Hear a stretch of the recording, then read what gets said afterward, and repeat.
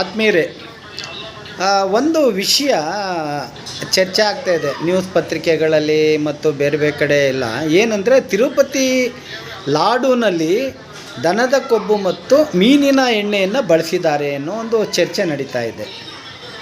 ಒಂದು ಲೈನ್ನಲ್ಲಿ ಹೇಳ್ಬೇಕಂದ್ರೆ, ಇದು ಜನಗಳನ್ನು ದಿಕ್ಕು ತಪ್ಪಿಸುವ ಕೆಲಸ.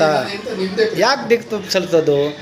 ಒಂದು ಸರ್ಕಾರಿ ಕಚೇರಿಗೆ ಹೋದರೆ ನಮ್ಮ ಕೆಲಸ ಆಗಲ್ಲ, ಬೆಲೆಗಳು ಏರ್ತಾ ಇದೆ, ಉದ್ಯೋಗದ ಸಮಸ್ಯೆ, ರೈತರ ಬೆಳೆದ ಬೆಳೆಗೆ ಸರಿಯಾದ ಬೆಲೆ ಸಿಗ್ತಾ ಇಲ್ಲ. ಈ ರೀತಿ ಅನೇಕ ಸಮಸ್ಯೆಗಳನ್ನ ಜನರು ಎದುರಿಸ್ತಾ ಇದ್ದಾರೆ. ರಸ್ತೆಗಳು ಸರಿ ಇಲ್ಲ, ಯಾವ ಸರಿ ಇದೆ ಅಂತ ಹೇಳೋದೇ ಕಷ್ಟ ಆಗಿದೆ.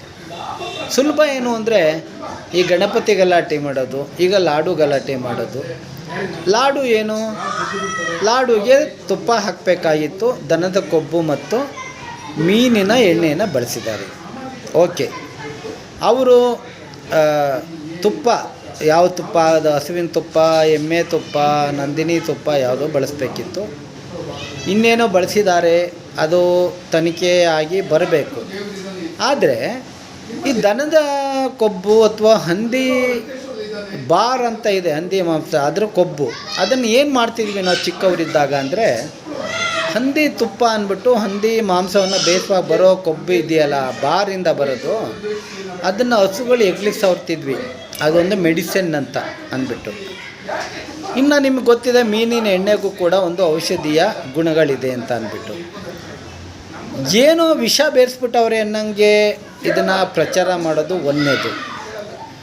ಎರಡನೇದು, ಜನಗಳಿಗೆ ಸರಿಯಾದ ಮಾಹಿತಿಯನ್ನು ನೀಡದೇನೇನೇ ತುಪ್ಪ ಹಾಕಿದ್ದೀವಿ ಅಂತ ಇವುಗಳು ಹಾಕೋದು ಕೂಡ ತಪ್ಪು.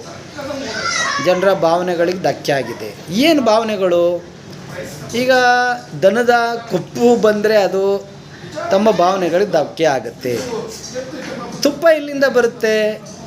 ದನದಿಂದ ಬರುವ ಬೆಣ್ಣೆ, ಹಾಲು, ಅದರಿಂದ ಬರುವ ಮೊಸರು ಮತ್ತು ಮೊಸರಿನ ಮೇಲಿನ ಕೆನೆ, ಮೊಸರಿನಿಂದ ಮಜ್ಜಿಗೆ, ಕೆನೆಯಿಂದ ಬೆಣ್ಣೆ, ಬೆಣ್ಣೆಯಿಂದ ತುಪ್ಪ. ಹೌದು ತಾನೆ?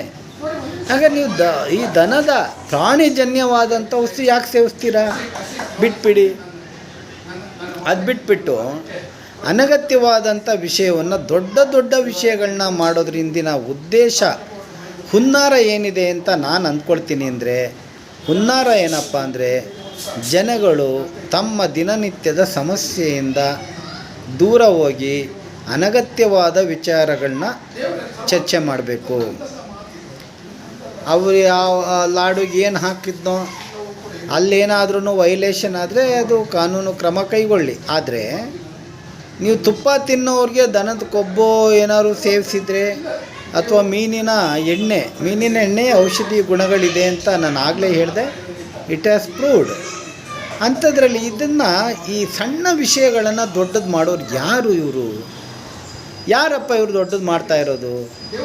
ಇವತ್ತು ನಮ್ಮ ಸರ್ಕಾರಿ ಶಾಲೆಗಳಲ್ಲಿ ಮಕ್ಕಳಿಗೆ ಸೈಕಲ್ ಕೊಡ್ತಿಲ್ಲ, ಶಾಲೆಗಳು ಆಕರ್ಷಣೀಯವಾಗಿಲ್ಲ.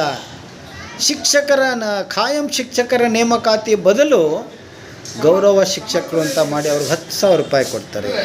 ಖಾಯಂ ಶಿಕ್ಷಕರಿಗೆ 1,00,000, ಈ ಗೌರವ ಶಿಕ್ಷಕರಿಗೆ 10,000. ಅವರು ಎಷ್ಟರ ಮಟ್ಟಿಗೆ ಪಾಠ ಮಾಡ್ತಾರೆ? ನಮ್ಮ ಮಕ್ಕಳು ಭವಿಷ್ಯ ಏನು?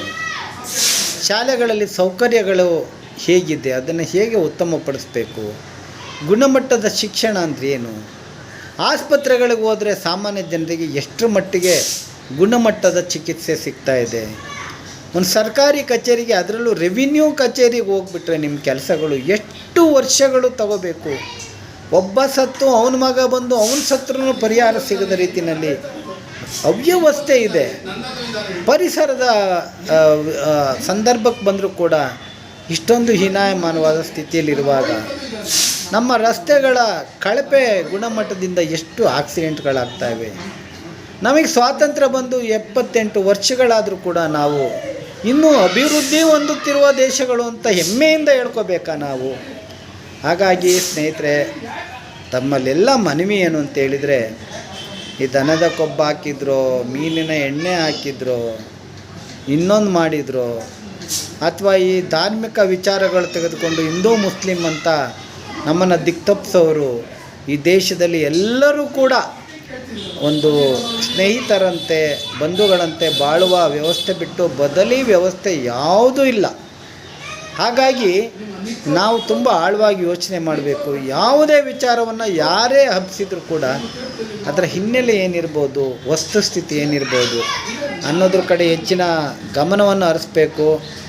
ಈ ತಿರುಪತಿ ಲಾಡು ತಿಂದವರೆಲ್ಲ ಗಾಬರಿ ಆಗುವ ಅಗತ್ಯವೇ ಏನೂ ಇಲ್ಲ. ಅದರಲ್ಲಿ ಏನಿದೆ, ನೀವು ಲಾಡು ತಿನ್ನಬೇಕಾದ್ರೆ ಅದು ಎಲ್ಲ ಪ್ರಾಣಿಜನ್ಯವಾದಂಥ ವಸ್ತುಗಳನ್ನ ಬಳಸಿಯೇ ಮಾಡಿರ್ತಾರೆ. ಮತ್ತು ಅವರು ಕೂಡ ತುಪ್ಪ ಹಾಕ್ತೀವಿ ಅಂದರೆ ತುಪ್ಪನೇ ಹಾಕಬೇಕು. ಹಸುವಿನ ತುಪ್ಪ ಅಂದರೆ ಹಸುವಿನ ತುಪ್ಪನೇ ಹಾಕಿ ಮಾಡಬೇಕು. ಜನಗಳಿಗೆ ಒಂದನ್ನು ಹೇಳಿ ಇನ್ನೊಂದು ಮಾಡೋದು ಕೂಡ ಮೋಸವೇ.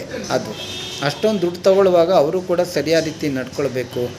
ಆದರೆ ನಾವು ಯಾರ ಹುನ್ನಾರಕ್ಕೂ ಬಲಿಯಾಗದೆ ದಿಕ್ಕು ತಪ್ಪಿಸ್ಬಾರ್ದು. ನಾವೆಲ್ಲ ವೈಜ್ಞಾನಿಕವಾದ ಆಲೋಚನೆಯನ್ನು ಮಾಡಬೇಕು. ಇವತ್ತು ಸಕ್ಕರೆ ಮಾಡಬೇಕಾದ್ರೆ ಈ ಮೂಳೆಯಿಂದ ಪುಡಿ ಅದರ ಈ ಮೂಲದ ವಸ್ತುಗಳನ್ನ ಬಳಸಿ ಮಾಡ್ತಾರೆ ಅಂತ ಇದೆ. ಯಾವ್ಯಾವ ವಸ್ತು ಏನೇನು ಆಗ್ತಾರೆ ಅಂತ ಯಾರಿಗೆ ಗೊತ್ತಿದೆ? ಹಾಗಾಗಿ ಇದನ್ನೆಲ್ಲ ದೊಡ್ಡದು ಮಾಡೋದು ನಿಜವಾಗ್ಲೂ ಕೂಡ ಅಗತ್ಯವಿಲ್ಲ. ದೊಡ್ಡದು ಬೇಕಾದಷ್ಟು ವಿಷಯಗಳಿದೆ. ನಮ್ಮನ್ನು ದಿಕ್ಕು ತಪ್ಪಿಸೋದಕ್ಕೆ ಈ ಥರ ಮಾಡ್ತಿದ್ದಾರೆ ಅಂತೇಳಿ ತಾವೆಲ್ಲ ತಿಳ್ಕೋಬೇಕು ಅಂತ ಹೇಳ್ತಾ 12 ಮಾತು ಮುಕ್ತಾಯ ಮಾಡ್ತೇನೆ. ನಮಸ್ಕಾರ.